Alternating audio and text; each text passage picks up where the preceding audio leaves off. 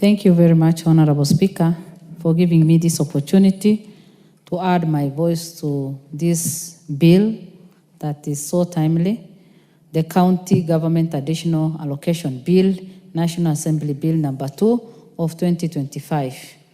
Honorable Speaker, I have gone through this and I can say that this is what we need as a country now, so that the necessary development, the necessary growth that we expect to happen in different counties can take place.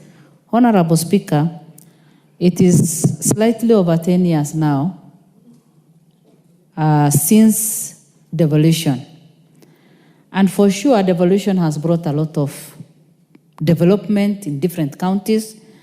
And if it were not for devolution, a county like mine, which is Marsabit County in one of the remotest parts of this country, wouldn't have been where we are today. It has created job opportunities for our young people. It has brought development in terms of infrastructure, and also education has improved. But at the same time, when you look at the development, when you look at devolution, which has the potential to grow this country, the type of wastage that is there is so huge. There is no accountability. Corruption in many counties is so high. Leave about the governors and the executive. Even the other people down there, they want to practice corruption. And there are so many things that are happening that are not that good. There are people who have worked with the government, the county governments, as suppliers, as contractors, and even as staff. And Honorable Speaker, it is sad that some of them have not even received their salaries.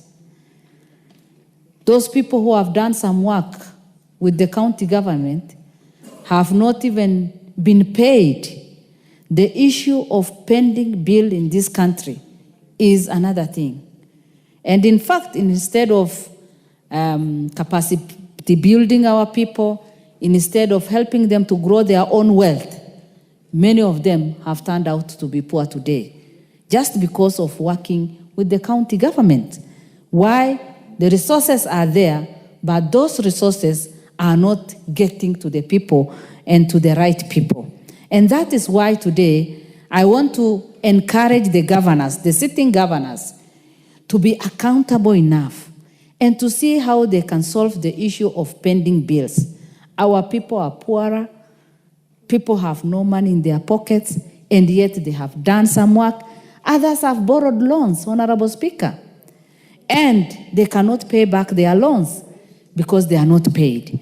So they need to give priority to the people so that they can build their own, they can grow their own wealth and be empowered financially.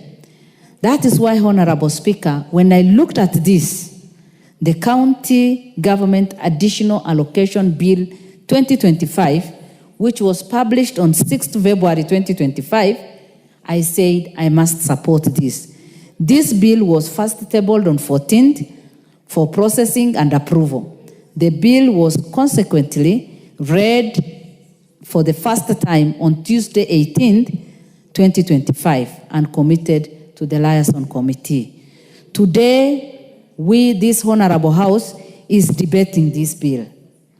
And the bill provides for the transfer of conditional and unconditional allocation from national government shares of revenue and from development partners to the county government for the financial year 2024-2025. Honorable Speaker, many counties have not been receiving even their allocation and their funds on time. And that is why today I want to challenge the Treasury so that if money is allocated to different counties or to counties, we make sure that we release these monies on time. We blame the county government, but they also blame the Treasury, simply because the Treasury is not releasing the funds on time. And so even as we approve this, as we support this, it is high time for our Treasury also to put measures in place so that funds can be available on time, funds can be released on time, so that the counties can also be effective and functional. Honorable Speaker, again, the additional allocation to counties is provided for under Article 202 of the Constitution, where it is stipulated that the county government may be given additional allocation from the national government shares of the revenue, either conditionally or unconditionally. Again, further Article 190 of the Constitution contemplates additional support to county government to enable them to perform their functions adequately. Honorable Speaker, I've just said that in the past, counties have not been receiving their funds. Sometimes they stay even for 8 months. And when they don't receive, imagine of the number of families that suffer because members of staff are not able to receive their salaries. Those people who have worked with the government, the county government, are not able to receive their money.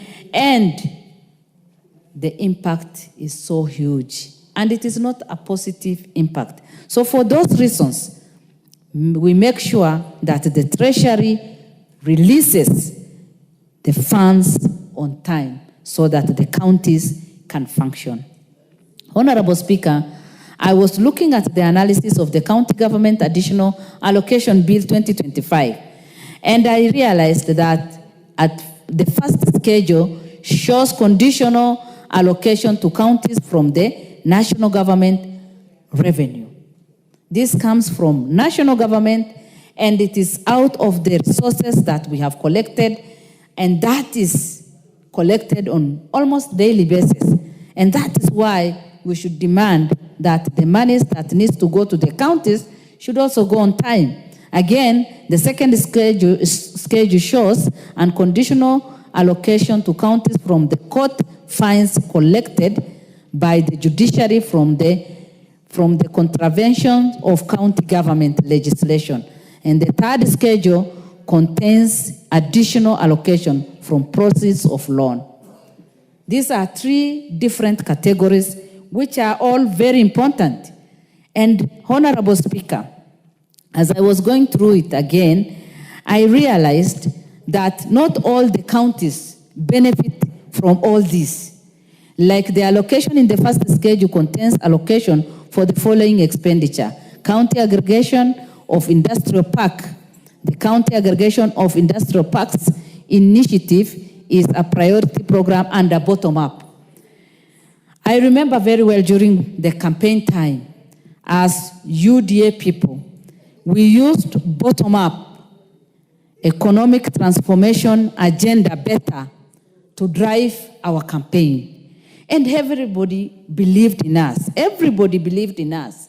And we said, now things will be different. Our approach is bottom-up. We want to empower people. We want to make sure that the citizens will do business, will have affordable life, and will have enough money in their pockets. But today, personally, when I go to the ground, people challenge me because we used to say, pesa mfukoni. And today they say, our pockets are empty, Honorable Speaker. And that is why we need to make sure that we go back to that and make sure that we empower our people so that they can create their own wealth. I also want to encourage every county, because as I said, not every county has benefited from all this. We make sure that all the counties can benefit and do what the other counties have done so that they can get these grants. We know very well that there are different ways that different counties use the cost of sharing, community health promoters. Once this bill is passed, 3.2 billion is shared among the counties. I know we will also benefit from that, but the counties have a lot to do because they also need to give their shares. The idea of cost sharing is a good one, And I want to just encourage the county government to honor their promises and the national government also, so that the community health promoters will not suffer anymore. Again, the salary arrears, I've already said about that. Let us give that a priority to make sure that families will not continue suffering under this government. Thank you, Honorable Speaker.